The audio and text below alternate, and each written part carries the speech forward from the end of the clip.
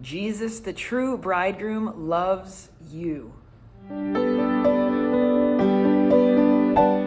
In today's gospel, we see the Pharisees questioning Jesus about fasting, and Jesus uses the example of a wedding feast and a bridegroom. And he says, you don't fast when the bridegroom is with you. Can you imagine going to a wedding and you're fasting?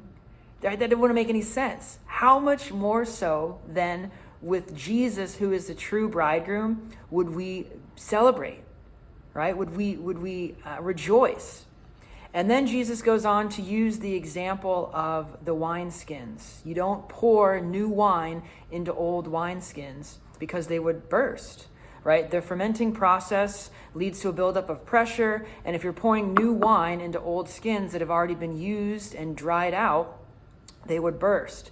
Jesus is using this to show the abundance of his grace and his love that he wants to pour out into each of us.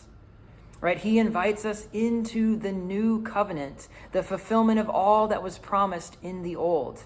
And the image of the wineskins and the bridegroom are deeply rooted in Scripture, right? This idea of the wedding feast. Christ is the true bridegroom who has a deep and profound desire to be in a relationship with us. And what a gift, what a beautiful gift that we are called to, right? Jesus, the true bridegroom, loves us, right? Sees us, knows us, and invites us into a relationship with himself.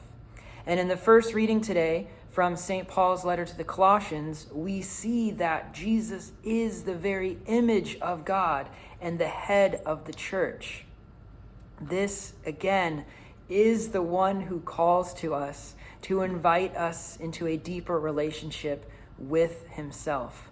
What a gift. And echoing the words of the psalm today, let us come and sing with joy in the presence of the Lord.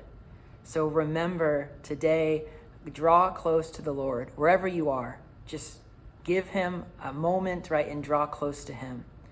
That's my prayer for you this day. Remember that you are loved. I'll be praying for you. God bless.